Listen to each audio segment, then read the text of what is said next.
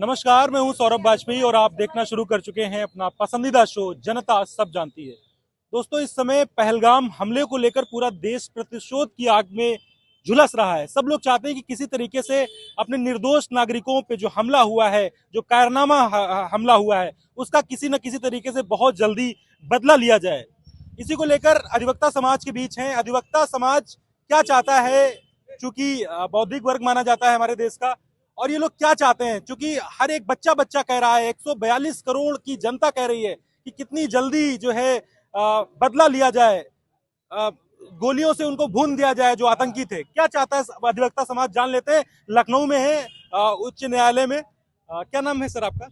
मेरा नाम नितेश कुमार यादव है। क्या सर लगता है आपको? प्रथम तो मैं ये घटना हुई है, ये किसी एक व्यक्ति के खिलाफ है, पूरे देश के खिलाफ है और मैं इसकी भरसक निंदा करता हूं। और मैं सरकार से मांग करता हूं कि इसका कोई न कोई ठोस काउंटर शीघ्र सरकार पेश करे। मोदी सरकार पे भरोसा है आपको? बिल्कुल भरोसा है। कई काम उन्होंने पहले अच्छे किए हैं इस देश की सुरक्षा हेतु। मैं उनसे पूरी उम्मीद करता हूं कि जरूर अच्छा कोई ठोस कदम उठाएंगे। हमारे देश में कई बार जो है आतंकवादियों को वकील तक की मिल गए। आप अधिवक्ता समाज से आते हैं, क्या कहेंगे? देखिए, वो एक संवैधानिक व्यवस्था है। किसी को न्याय के लिए अपना पक्ष रखना, वो न्याय की गरिमा में आता है। चिट्ठियां लिखी गई, कई बार फेवर किया गया। न्याय की गरिमा में आता है। सबको न्यायालय के द्वारा जो सजा दी गई थी वो एक न्यायिक नैसर्गिक न्याय की सिद्धांत को प्रतिपादित करता है। इसलिए चाहे आतंकवादी हो, चाहे कोई आम नागरिक हो, बिना उसको सुने सजा देना ये न्यायपूर्ण नहीं है। किसी को गोली मार देना वो न्यायपूर्ण नहीं है। अगर न्यायालय के द्वारा किसी को न्याय मिलता है, लगता है इन आतंकियों को न्यायालय के द्वारा न्याय मिलना चाहिए। नहीं, हम तो ये कहते हैं इन आतंकियों को घुसने से पहले मार दिया जाना चाहिए। अगर मारना विकल्प है, कितनी बार मारा गया है, कुछ बड़ा करना चाहिए इस बार सरकार। अगर सरकार इस प्रकार से कोई काम नहीं कर पा रही, उनको डिटेक्ट नहीं कर पा रही, तो ये इंटेलिजेंस की फेलियर है। हुक्का पानी बंद कर दिया गया, सही किया गया। निश्चित रूप से बहुत सही किया गया है, क्योंकि जो आतंकवादियों द्वारा पहलगाम में जो कायरना हरकत की गई है, जिससे 26 हमारे जो है लोग नृशंस हत्या की गई, जो नाम जाति पूछ के, ये देश का माहौल बिगाड़ने के लिए, देश में जो है हिंदू मुस्लिम करने के लिए किया गया है, ताकि जो है जो हम लोगों में जो है आपसी सद्भाव है, प्रेम है, भाईचारा है, हम लोग जो मिल के रहते हैं, हम लोगों की पहचान काला कोट है। हम लोग नहीं कभी जानते कि कौन हिंदू है, कौन मुस्लिम है, कौन क्या है। उसी तरीके से हम हिंदुस्तानी हैं, उस पर उन्होंने आघात करने का प्रयास किया है। निश्चित रूप से हमारा देश का प्रत्येक नागरिक, बच्चा बच्चा इसका जवाब उनको देगा। और हमारे मोदी जी ने जो भी निश्चित रूप से अभी प्रथम दृष्टया कदम उठाए हैं, उसका हम पूर्ण रूप से समर्थन करते हैं। और जो है जो हुक्का पानी बंद किया गया है, ये तो अभी शुरुआत है। आगे उनकी ईंट सीट बचानी है, उनको जो है निस्तो नाबूद करके कंगाल कर देना है। हमें क्या लगता है, जिस तरीके से भैया पैंट तक की उतरवाई गई, हिंदुओं की नाम पूछा गया, कलमा पढ़वाने की कोशिश की गई, कितना मतलब हिंदू इस बात को लेकर कितना आहत है? देखिए, निश्चित रूप से हिंदू समाज जो है आहत है, क्योंकि जो है उन आतंकवादियों द्वारा जानबूझकर इस तरह की हरकत की गई है। हिंदुओं को टारगेट किया गया है, ताकि हिंदुओं के मन में भय। नया भारत है, ये बदला लेगा घर में घुस के? बिल्कुल, घर में घुस के मारेगा और देश का बच्चा बच्चा उसके लिए सजग है। अगर जो है जो भी कीमत चुकानी पड़े, उनको इसका अंजाम भुगतना पड़ेगा। मोदी जी बड़ी स्ट्रेटेजी की तैयारी कर रहे हैं, समय ले रहे हैं थोड़ा सा। तैयारी देखिए, क्योंकि इंटरनेशनल मैटर है ये। और पहली बात तो मैं पहले परिचय दे दीजिए आप। मेरा नाम आशुतोष सिंह चौहान है और एडवोकेट हूँ। वर्तमान समय में सेंट्रल बार का उपाध्यक्ष हूँ मैं। ये लोग आपके अभी पद को लेकर संबोधित कर रहे थे, तो हमें लगा कि उपाध्यक्ष हूँ वर्तमान में। और देखिए, सबसे पहली बात तो ये एक सुनियोजित साजिश लग रही है। जिस तरीके से आतंकवादी आए, उन्होंने टारगेट करके सिर्फ हिंदुओं को टारगेट किया, तो ये पाकिस्तान द्वारा पोषित आतंकवादी थे जिन्होंने हिंदुओं को टारगेट करके गोली मारी और फिर एक संदेश देने का प्रयास किया कि हमारे देश में सांप्रदायिक हिंसा भड़के, हिंदू मुस्लिमों के देश में सांप्रदायिक हिंसा भड़के और हम लोग आपस में लड़े। पर आज की तारीख में हमारा पूरा देश एकजुट है और जो हमारे प्रधानमंत्री जी, जो भारत सरकार निर्णय लेगी मुंह तोड़ जवाब देने के लिए, उसमें सारा देश एकजुट होकर उनके साथ चलने के लिए तैयार है। क्या लगता है, सर्जिकल स्ट्राइक और एयर स्ट्राइक जैसी चीजें बहुत छोटी लगती हैं आपको? सर्जिकल अंतर्राष्ट्रीय पहले समुदाय को, जो भी देश है, उनको अपने पक्ष में लाना होगा।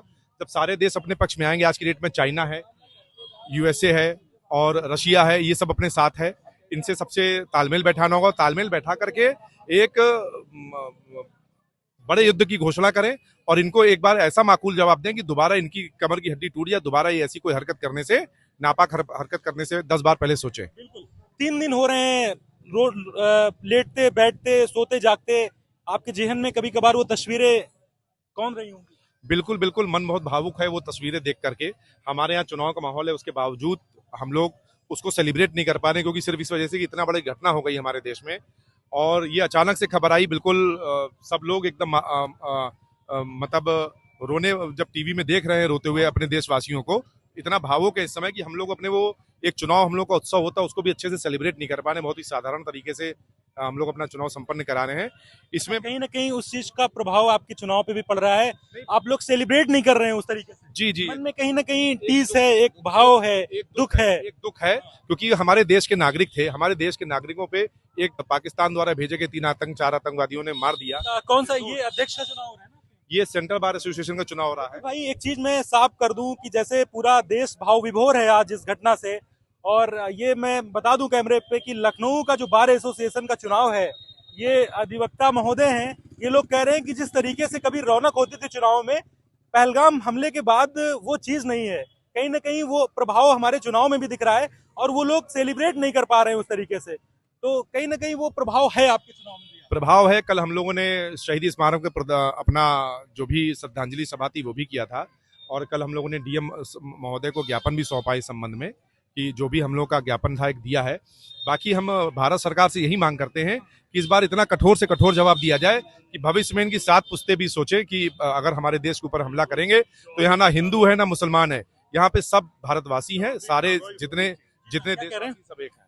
पूरी तरह से जो पहलगाम में जो दुर्घटना घटित हुआ है, इस समय पूरा देश जो है एक तरीके से श्रद्धांजलि दे रहा है।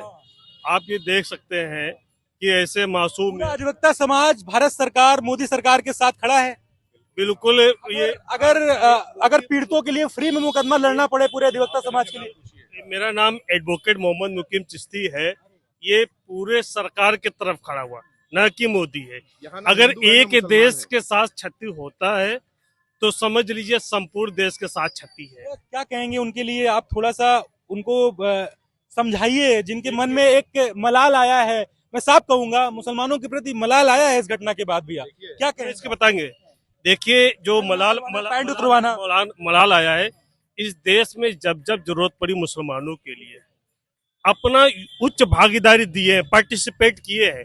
वो जिहादी पाकिस्तानी जो पाकिस्तान से आकर हिंदुस्तान में हमला किए हैं, उनको कड़ा से कड़ा जवाब मिलेगा।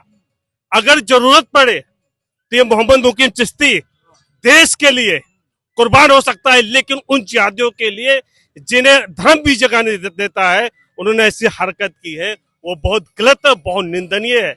ऐसी हरकत इस देश के साथ पूरा जो है इस मुस्लिम जो है अपने आप पर जो है क्षति महसूस कर रहे हैं, क्योंकि वहां नाम पूछकर हत्या की जा रही है।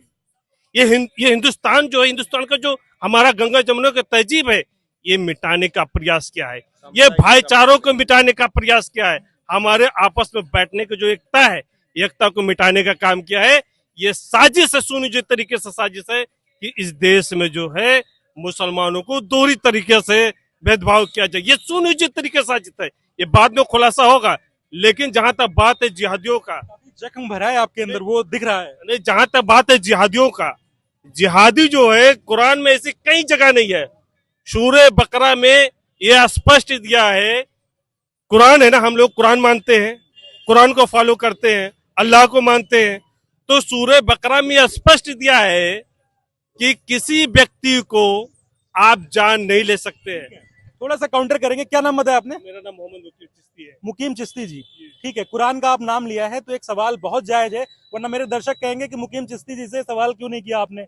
आप एक इंटेलेक्चुअल लेवल के लोग हैं, है ना, अधिवक्ता समाज से आते हैं। कहते हैं कुरान में काफिरों को मारने की बात कही गई है, हिंदुओं को घेर घेर के मारो। आज बताइए ना खुल के कैमरे पे। ऐसे कहीं नहीं बताया गया है। पूरे कोई भी व्यक्ति अगर आगे साबित कर दे कि कुरान में ऐसा लिखा हुआ है, तो मैं क्या करूं, पूरा वो साबित कर दे कि लिखा हुआ है। उसका तरीका लिखा हुआ है कि जिहाद का मतलब क्या होता है, हमारा घर उजड़ जाए। काफिर को पहले ही परिभाषित करिए। काफिर कोई नहीं, काफिर की जो बात बताते हैं कि काफिर का डेफिनेशन है, काफिर वो कहता है कि हमारे कुरान में कि जो अल्लाह को और अल्लाह को जो रसूल को मानता है, अल्लाह के कुरान की जो हिदायत बनता है और इनकी जो मुजम्मत करता है, जब देखिए साफ स्पष्ट है, जो अल्लाह है अल्लाह को मानता है, उसके भेजे हुए पैगंबर को मानता है, तमाम आए पैगंबर को वो मानता है। तो इनका जो पूरा श्रृंखला काफिर जो शब्द है, काफिर काफिर हम जो मुसलमान इसके अलावा लोग कहते हैं काफिर, लेकिन उसका अलग तरीका है। क्या काफिर क्या है ये तो तरीका अलग- सरल शब्दों में बताओ। ये काफिर जो मुसलमान को न मानता हो, जो अल्लाह के नहीं मानता, अल्लाह के कुरान को नहीं मानता। बहुत लोग नहीं मानते। देखिए, हमारी बात समझिए। तो काफिर काफिर ये ऐसा नहीं सब- कि काफिर काफिर ये- काफिर ही घुमाया मेरी जाता बात है। सुनिएगा। आप- काफिर अलग भैया शब्द है। आप भी इस देश में रहते हैं, कैमरे के सामने बात अलग है, नहीं बोल रहे हैं, लेकिन ये एक परसेप्शन बनाया गया ना कि काफिर हिंदुओं को माना ये जाता गलत है। तरीके से इंटरप्रिटेशन किया गया, जिसने भी बताया है वो गलत तरीके से इंटरप्रिटेशन किया गया है। मुसलमान कभी नहीं कहेगा। नहीं, सच्चा मुसलमान हम कैसे कहेंगे, ये हमारे भाई है, हमारे भाई, हम जब जब जरूरत पड़ेगा मुसलमान का मतलब क्या होता है? ये एक सिर्फ बताया, जैसे ये हमला हुआ कायराना, ये सिर्फ देश में सांप्रदायिकता भड़काने के लिए हुआ। यहाँ हिंदू मुसलमान सब सालों से मिलकर रह रहे हैं। ये हमारे चिश्ती भाई हैं। मेरा नाम आशुतोष सिंह चौहान है। चिश्ती भाई हैं। हम लोग एक थाली में खाते हैं, एक साथ बैठते हैं, पानी पीते हैं, सुख दुख में खड़े होते हैं। जहां हमारे कोई भाई की बात होती है तो हम लोग ये नहीं देखते कि ये मुस्लिम है, हिंदू है, अधिवक्ता भाई की बात है, सब एक साथ चल देते हैं। तो ये देश है, गंगा जमुना तहजीब से चल रहा है और हम सब भाई हैं, हम सब हिंदुस्तानी हैं।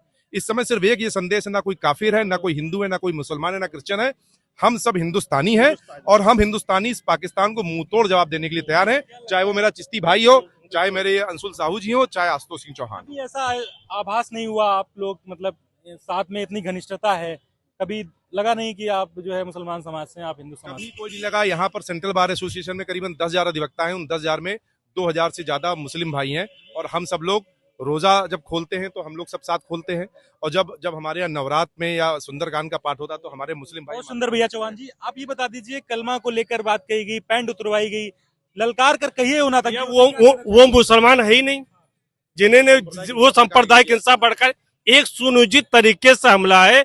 कहीं ना कहीं ये जो है खुफिया एजेंसी की फेलियर है, कहीं ना कहीं सरकार में जो लगाए हुए 8 लाख सैनिक कश्मीर में है, ये कैसे आ गए हैं, इनकी हमारी खुफिया एजेंसी कैसी मजबूती से काम कर रही है कि नहीं कर रही है। ये सुनियोजित तरीके से ये हमला किया गया है केवल इस देश के मुसलमान को बदनाम करने के लिए। मुसलमान वो हो ही नहीं सकता है यार, जो एक दूसरे को जान ले, वो हो ही नहीं सकता है, क्योंकि हमारे कुरान में उनके लिए जहन्नम की जगह दे रखी है। जिसने भी जन्म लिए तो इस दुनिया में नहीं। लोगों को ललकार के बताइए।